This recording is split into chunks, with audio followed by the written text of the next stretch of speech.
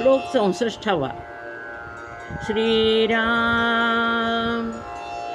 अतिमूढत्या दृढ बुद्धी असेना, अति कामत्या राम चित्ती वसेना, अति लोभ त्या क्षोभ होईल जाणा, अति विषयी सर्वदा दैन्यवाणा. श्रीराम. आपण जेव्हा सायकल चालवायला शिकतो तेव्हा हँडल, ब्रेक आणि पॅडल यांच्यात समतोल साधायला शिकतो. तसा माणसानं प्रपंच आणि परमार्थ यांच्यामध्ये समतोल साधला पाहिजे. उदाहरणार्थ, कामवासना या अयोग्य नाहीत, पण त्यांचं अतिसेवन योग्य नाही.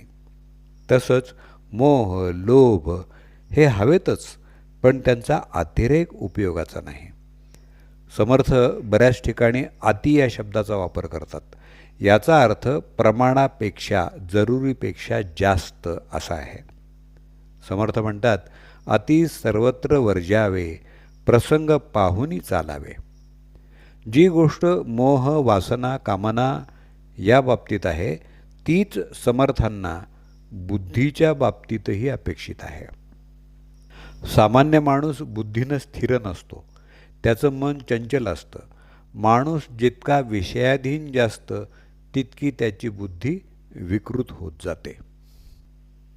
मूढ म्हणजे अज्ञानी किंवा मतिमंद. जे विषय सेवनाचा अतिरेक करतात त्याला समर्थ मूढ म्हणतात. ज्याला स्वतःचं हित समजत नाही किंवा जो स्वतःचं हित समजून घ्यायच्या मनस्थितीत नाही तो मूढ असं समर्थ म्हणतात. जो झोपला आहे त्याला जागं करता येतं, पण झोपेचं सोंग घेतलेल्याला जागं करता येत नाही. अज्ञानी मनुष्याच्या बुद्धीवर रजोगुणांचं आवरण असतं. त्यामुळं इंद्रिय सुख आणि संसार त्याला खरा वाटतो. ज्याला आपल्याला समजत नाही, हेही समजत नाही, तो अतिमूढ. अतिमूढ म्हणजे असा की त्याच्या अंगी समजून घेण्याची, स्वतःचं हित अहित जाणून घेण्याची पात्रताच नसते. बुद्धीला चांगलं काय आणि वाईट काय हे कळत नसलं किंवा जाणून घेण्याची इच्छा नसेल तर चौफेर उधळलेल्या नाठाळ घोड्याच्या पाठीवर बसावं आणि लगामही तुटून पडावा तसं त्याचं होतं. त्यामुळं कोसळून जखमी होण्याशिवाय काहीही साधत नाही. तेव्हा आसक्तीचा, वासनेचा अतिरेक टाळलेला बरा.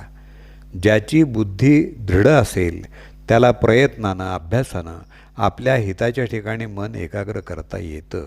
कारण मनाला आवर घालणं, योग्य मार्गाकडं वळवणं हे बुद्धीचंच काम आहे.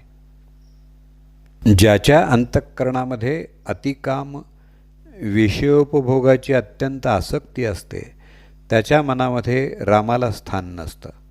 त्याच्या मनात हित अहिताचा विचार, परमार्थाचा विचार उत्पन्न होत नाही. आवश्यकता आणि चैन या गोष्टी मुळातच भिन्न आहेत. आवश्यकता स्वभावतः असते तर चैन ही कृत्रिम असते. चैन ही आवश्यकता वाटू लागली की नैसर्गिक इच्छा संपते आणि त्याची जागा अतिकामना घेते. लोभ ही पूर्ण झालेल्या कामनेची आवृत्ती आहे. मोह, लोभ हे जेव्हा प्रमाणाच्या बाहेर जातात तेव्हा सर्व प्रकारचे संघर्ष, क्षोभ, अस्वास्थ्य हे समाजाचा सर्वनाश करणारे विकार उत्पन्न होतात. याची उदाहरणं म्हणजे औरंगजेब, रावण, दुर्योधन वगैरे वगैरे. त्यांच्या या वागण्यामुळं त्यांनी स्वतःचा नाश तर करून घेतलाच, पण त्यामुळं समाजही रसातळाला गेला. जेवढा लोभ जास्त तेवढी मानसिक अशांती जास्त. मी आता मिळवायला सुरुवात केली आहे.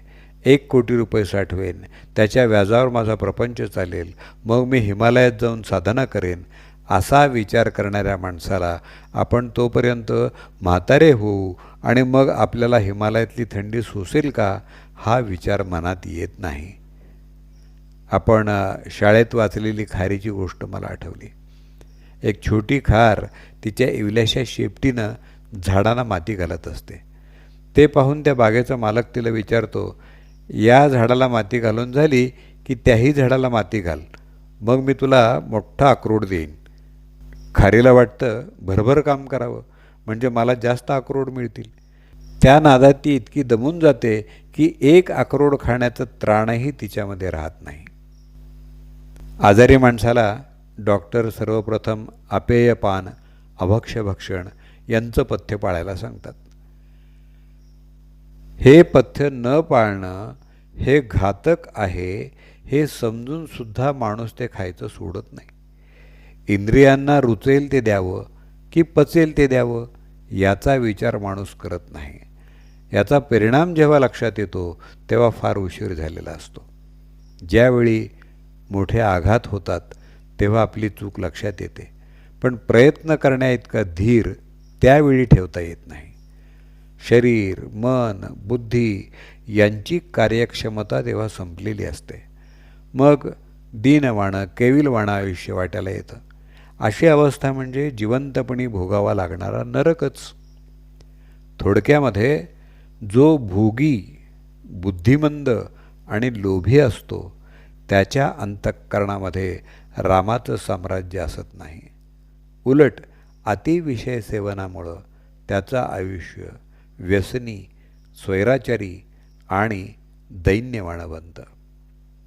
जय जय रघुवीर समर्थ. अतिमूढत्या दृढ बुद्धी असेना, अति कामत्या रामचित्ती वसेना, अति लोभत्या क्षोभ होईल जाणा, अतिविषयी सर्वदा दैन्यवाणा. श्रीराम.